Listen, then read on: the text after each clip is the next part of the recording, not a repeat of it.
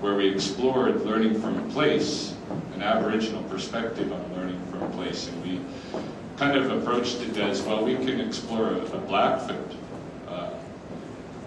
approach to learning from place, and we would just do that to the best of our knowledge from our experience learning inside of Blackfoot knowledge disciplines.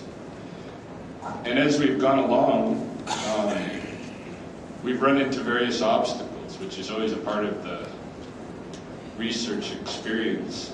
And so we're going to talk about, we're going to share some of what we've understood about learning from place, and we're going to share some of what we've come to understand because of facing some of the obstacles that we have in that project.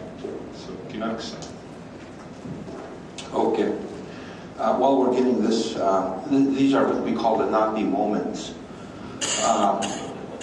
Technology is great when it works, but we need we can't take you to the sites. We'll do the next best thing that we can, and that is we're going to show them on the screen. One of the things that we've been in, first of all, I want to acknowledge Geeta. Where's Geeta? There she is. We were here last fall, it seems like yesterday, where we presented on another project that we're doing on Maslow and Blackfoot. And one of the research approaches that we changed, and it's thanks to Ryan. What I usually typically did was I used to just react to the early ethnography, especially on our people, and just say, God, did they ever get it wrong? What the heck's the matter with these people? Especially if you know the language and if you're still practicing the ceremonies. But I thought there was more to it than just reacting. And then kind of, one of the suggestions that we haven't done is to reply to those works that have been done. When I go and visit with Carol down there at Blackfoot Community College, it's quite depressing, and some of it was talked about here. Some of the things that we come across and how people saw us. And Ryan changed it somewhat when he said, well, let's look at it from a different perspective, and let's look at it from this question. And we applied for a grant up in Canada, and it was the question, Sally's here, I've been able to work with Sally here. It's nice to come down to the University of Montana because you start developing relationship. And that's what it is. It's relationship, or their lack of. When it comes to land, that is what we're going to try and impress upon, is what kind of relationship do we have with the land? Or what don't we have? Is it a relationship, or is it geography? Or is it geology? Ryan posed the question that we applied for, and we got the first SHIRT grant, the social science body and funding body in Canada that just gives grants to universities. Red Crow Community College was the first Native community college that got a grant. And the question that we posed is, what is the Blackfoot influence on Western society? And that changed it so much for me. Instead of just reacting, we started looking at it. I mean, it just changed so much for me, looking at research and the work that we were doing.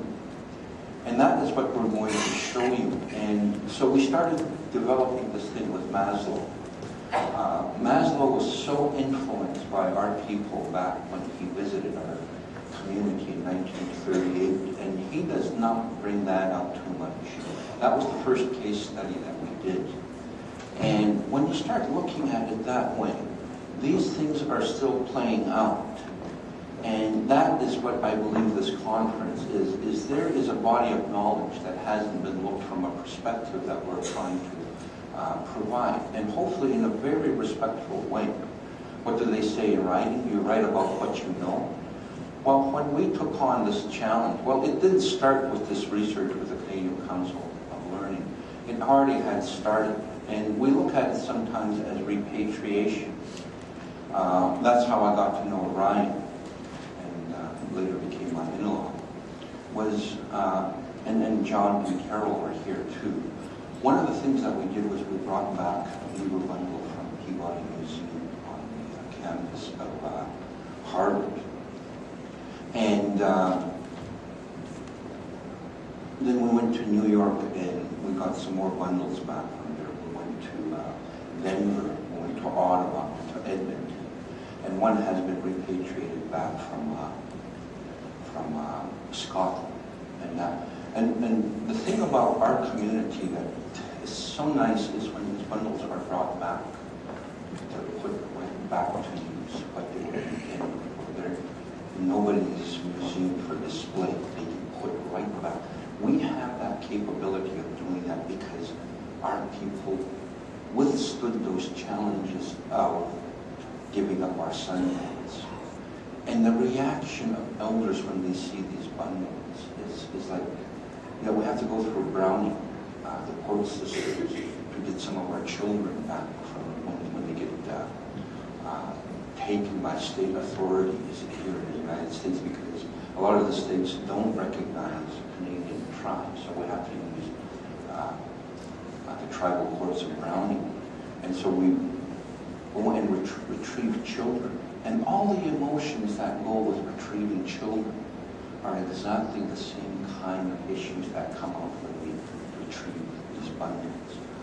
It's hard to see our elders break down when they see these bundles in the state that they're in. And so we started bringing those back. And each of the bundles in of themselves have a story how they left our community. Well, when it came to place, it's exactly the same. We could not leave our communities, and I think that was the case for a lot of the tribes down here too. We used to have to get this ticket. If you get caught off the reserve, you were incarcerated. And about 20 years ago, we were traveling in Winnipeg, Manitoba, going north to visit a community, an Indian community north of Winnipeg. And one of our elders, Richard Buckskin, the late Richard Buckskin, as we drove by Stony Mountain Penitentiary, one of the oldest penitentiaries in Canada, he pointed to that place and he said, a lot of our people never came back. They died in this facility. So even back then, people that were sentenced to Stony Mountain Penitentiary was considered a death sentence because tuberculosis was so rampant in that place. So we couldn't leave anymore. We couldn't leave our communities. We couldn't leave the boundaries of the reservation. And that goes against the whole notion of renewal. Why do we have our Sundance? John and Carol are going to be opening their beaver bundle. Ryan and Adrian are going to be opening their bundle. It's a renewal. It's a renewal that we have to visit these sites over and over again, and sometimes you hear the stories. They die. You have to tell the stories over and over again.